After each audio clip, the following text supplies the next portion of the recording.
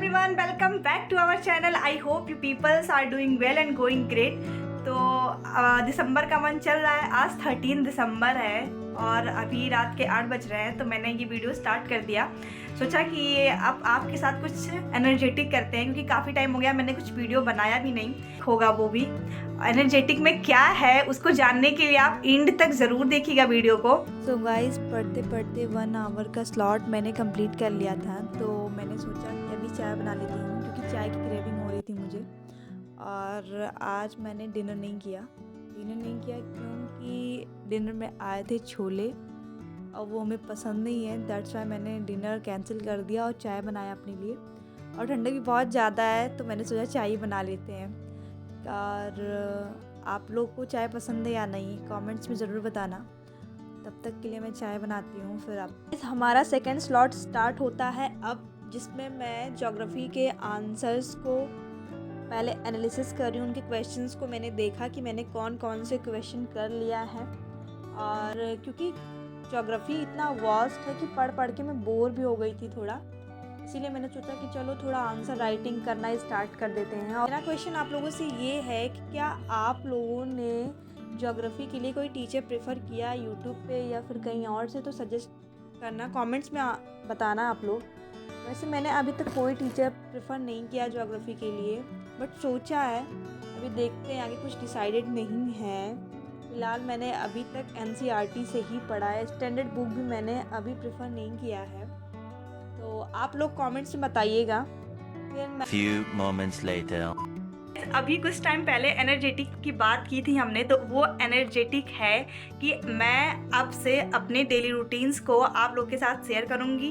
And मैं अपने whole day में अपने आप को मी टाइम कैसे देती हूँ, अपने पढ़ाई को कैसे टाइम देते हैं, सब कुछ all the things I am going to reveal with you all guys. क्योंकि अब हमारा न्यू ईयर आ रहा है, तो न्यू ईयर का कुछ बड़े मोटिवेशंस के साथ वेलकम करते हैं। तो आई होप ये वीडियो आपके मोटिवेशंस का एक सोर्स बन। One eternity later.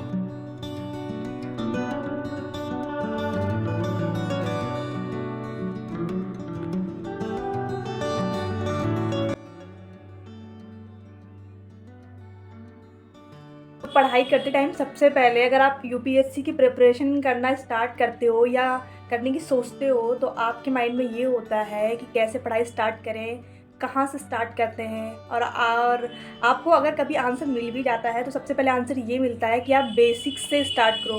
तो वो बेसिक क्या है? Basic NCERT। बट वो NCERT बेसिक लगता है, होता नहीं है, टफ होता है। क्योंकि अगर आप उसको लाइन वाइज लाइन पढ़ोगे, और हमारे माइंड में ये भी क्वेश्चन आता है कि हम उस पर नोट्स बनाएं या ना बनाएं, नोट्स मेकिंग कैसे करें।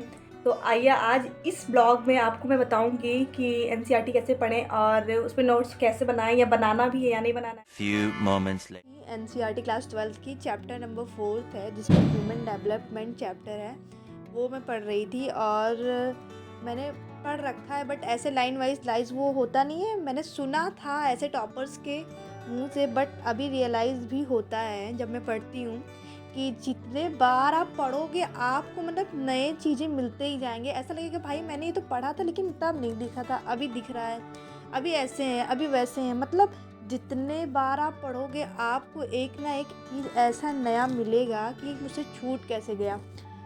वही तो है ना NCERT की खासियत, तभी तो लोग प्रेफर कर रहे हैं इतना ज़्यादा कि NCERT पढ़ो।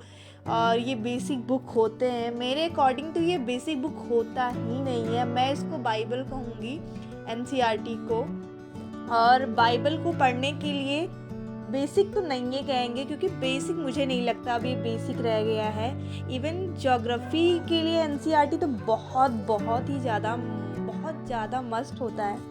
और मैं आपको प्रेफर करूँगी, अगर मेरे अकॉर्डिंग सोचो तो आप ज्योग्राफी के लिए NCERT सबसे पहले एकदम टॉप पे रखो, क्योंकि वो बहुत मस्त है, बहुत ही ज़्यादा। ये ज्योग्राफी क्लास 12 की है, जिसमें ह्यूमन डेवलपमेंट चैप्टर है, मैंने अभी आपको बताया। उसमें आपको कैसे पढ़ना है, जैसे चैप्टर का नाम ह्यूमन डेवलपमेंट है और उसमें मुझे पढ़ना है ग्रोथ एंड डेवलपमेंट। तो आपने स्टार्टिंग से ही, बचपन से ही सुना होगा कि ग्रोथ एंड डेवलपमेंट तो एक ही है। सबसे पहले आपको माइंड में ये आ गया होगा कि ग्रोथ एंड डेवलपमेंट तो एक ही है।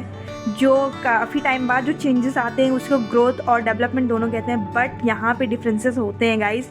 देखिए मैंने यहाँ नोट्स मेकिंग कर रखा है, आप ऐसे पहले लाइन वाइज पढ़ोगे। Both growth and development refers to change over a time over a period of time.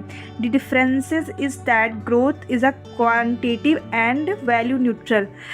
मतलब ये होता है कि देखिए मैंने यहाँ नोट्स बनाया है। ग्रोथ क्या होता है, क्लास 4th में एक स्टूडेंट है और उसकी समझ नर्सरी वाले स्टूडेंट की तरह है, तो उसके अंदर ग्रोथ तो हो गया बट डेवलपमेंट नहीं हुआ है। तो यही डिफरेंसेस होते हैं ग्रोथ एंड डेवलपमेंट में। तो जो क्वांटिटेटिव होते हैं चेंजेस होते हैं उसे ग्रोथ कहते हैं, और जो क्वालिटेटिव चेंजेस होते हैं उसे हम डेवलपमेंट कहते हैं। तो मैंने इस हिसाब से बनाया है ग्रोथ एंड डेवलपमेंट का। तो आप देखो ऐसे ही आपको चीज़ों को समझ के आपको शॉर्ट नोट में कन्वर्ट करना है। आप समझ गए होंगे कि एनसीईआरटी को कैसे पढ़ना है, क्या ज़रूरी है क्या ज़रूरी नहीं है, क्या इनटेक लेना है या क्या नहीं लेना है। तो आई होप आपको समझ में आ रहा होगा। बस आज के लिए इतना ही, तब तक के लिए थैंक यू।